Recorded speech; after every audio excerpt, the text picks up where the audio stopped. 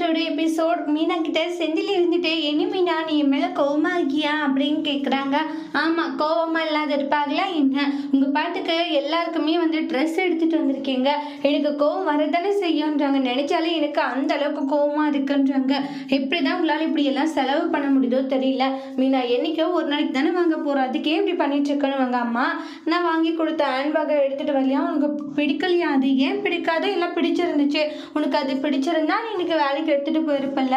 ஆனால் உனக்கு அது பிடிக்கலையா? ஏங்க அது 5000 ரூபாய் அந்த ஹேண்ட்பேக்கு. எங்கேயாச்சும் ப்ரோக்ராமு இந்த மாதிரினா எடுத்துகிட்டு போகலாம். சும்மா ஆஃபீஸ் யூஸ்க்கு நான் இதுவே எடுத்துக்கிறேன்ற மாதிரி சொல்லுவாங்க. சரி விடு, நீ அது இப்போ எடுத்துக்கோ, அது பழசானா அதை விட அதிக ரேட் என்னது அப்படின்றாங்க. சரி, என் ஆஃபீஸ் வந்துருச்சு, நீங்கள் திருந்த மாட்டீங்களே, இதை விட அதிகமாக வாங்கி தரேன்னு சொல்லிட்டு இருக்கீங்க. என்ன தாங்க நினச்சிட்டு இருக்கீங்க? உங்கள் மனசில் காசு இருக்கிறது நீங்கள் ரொம்ப தங்க பண்ணிட்டு இருக்கீங்க. இப்படியெல்லாம் பண்ணாதீங்க மீனா. நிறையவே வந்து ஸ்ட்ரிக்டாக சொல்லிட்டு இருக்காங்க. நீ ஏன் இப்படி இருக்க? எதுக்கு கண்டிஷன் மேலே கண்டிஷன் போடுற? பின்ன போடாதே இருப்பாங்களா அப்படின்வாங்க. சரி இந்தாங்க, என்னது இது? எல்லாம் ஆஃபீஸில் இருக்கிற பணம் வாங்குறதா சொன்னீங்கல்ல, அந்த பணத்தை கொடுத்துடுங்க அப்படின்றாங்க. மீனா, அதெல்லாம் நான் பார்த்துக்கிறேன், அது என்னோட விஷயம். எப்படி உங்களோட விஷயம்? கொடுக்கறது தான் நல்லது, கொடுத்துடுங்க, நான் பார்த்துக்கிறேன்னு சொல்கிறேன்ல. அப்புறம் என்ன மீனா உனக்குன்னுவாங்க. அதுக்கப்புறமா நான் அடுத்த மாதம் சம்பளம் வந்தால் கொடுத்துட்றேன்னு தான் சொல்லியிருக்கேன், முன்னாடியே கொடுத்தா ஒன்றும் தப்பு இல்லை, நான் பார்த்துக்கிறேன்னுவாங்க. 100 ரூபாய் கொடுன்னு எடுத்துக்கிறாங்க. எதுக்கு? பெட்ரோல் இல்லை, பெட்ரோல் போடணும், அதுதான் அடுத்த மாதம் சம்பளம் தான் கொடுத்துறேன்ட்டு போவாங்க. செந்தில நினச்சி ரொம்ப ஃபீல் பண்ணிட்டு இருக்காங்க மீனா. அதுக்கு அடுத்து தான் வந்து இந்த குமாருக்கு பொண்ணு வீட்டுக்காரங்க வந்திருப்பாங்க, பார்த்துட்டு பேசிட்டு இருக்காங்க. குமார் வந்து ஏதோ பொண்ணு விஷயம் அப்படின்னு நல்லா சொன்னாங்க, கேள்விப்பட்டோம். அதுக்கப்புறம் கோர்ட்டு விஷயம் போயிட்டுருக்கு. ஆமாம் அப்படின்னு சொல்கிறாங்க. அதெல்லாம் ஒன்றும் இல்லை, அந்த பொண்ணு தான் குமார் வேணும்னு சொல்லிட்டு பிடிவாதமாக வந்து அப்புறமா வந்து அவளே போயிட்டா. அது இல்லாத அந்த குடும்பத்தில் இருக்கவங்களுக்கு எங்களுக்கும் ஆகாது அப்படின்ட்டுலாம் சக்திவேல் சொல்கிறாங்க. ஆனால் என் பையன் தங்கமான கோர்ட்டு போயிட்டு இருக்கு, எல்லாம் முடிஞ்சிடும் அப்படின்ட்டு எல்லாம் பேசிட்டு இருக்காங்க. குமார் வந்துடுறாங்க. இதுதான் என் பையன் குமார் அப்படின்ட்டாங்க. குமார் வணக்கம் சொல்கிறாங்க. டே பொண்ணு வீட்டுக்காரங்கடா, அதுதான் அன்னைக்கு வந்து பார்த்துட்டு போனாங்களா, அவங்க தானே வாங்க. அப்பா அவங்க கிட்ட கொஞ்சம் பேசணும் தனியாக. டே தனியாக பேச என்ன இருக்கு? கல்யாண விஷயம் தான், என்னடா சொல்லிடான்னு உடனே இந்த இடத்துல சக்திவேல் என் பையனுக்கும் உங்கள் பொண்ணு ரொம்ப பிடிச்சு போச்சு அப்படின்னு சொல்லவும் உடனே குமார் நினைச்சிடறாங்க.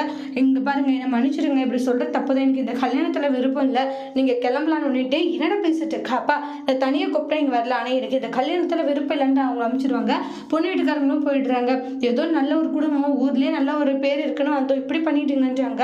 அப்புறமா நான் தான் சொன்னில்ல சக்திவேல், அவங்க கொஞ்சம் கேட்கலான்ட்டு, நீ எதுவுமே கேட்காத இப்படி பண்ணிட்டேன்னுவாங்க.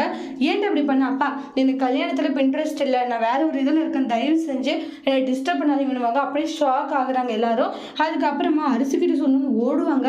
இந்த இடத்துல நியூஸ் பேப்பரை வச்சு படிச்சுட்டு இருக்காங்க. என்ன ஆச்சு ராஜி அக்கா, இது இப்போ நோட்டீஸை பார்த்தீங்களான்னுவாங்க. ஆமாம் பார்த்தேன், இங்கே பாருங்க அக்கா, இந்த வாய்ப்பு நல்லா இருக்கு, நிசாச்சு பண்ண அதை பற்றி எதுவுமே தகவல் வரலக்கா, அப்போனா வீட்டில் எல்லாருக்கும் இதை பற்றி பேசலாம் அப்படின்னு சொல்கிறாங்க. சரி ஓகேன்னுவாங்க. சுகனி அக்கா உள்ளேயே இவ்வளோ அவசரமாக போகிறாங்க. அங்கே அரசுக்கிட்ட குமாருக்கு பொண்ணு வீட்டுக்காரங்க வந்தாங்க, வேணான்னு சொல்லிட்டான் அப்படின்ட்டு ஏற்றி விட்டுட்டு இருக்காங்க. ராஜியும் மீனா இதை கேட்டு ஷாக் ஆகுறாங்க.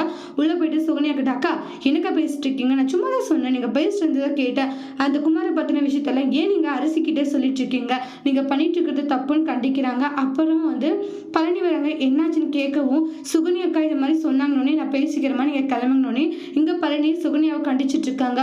ஒழுங்கா இருக்க மாட்டியா, எதுக்காக இப்படியெல்லாம் பண்ணிட்டு இருக்க? இல்லைங்க எனக்கு என்ன குமாரோடைய மனசில் அரசியல் காலம்னு தோணுதுன்னொடனே பழனி ஷாக் ஆகுறாங்க. அதோட இந்த எபிசோட்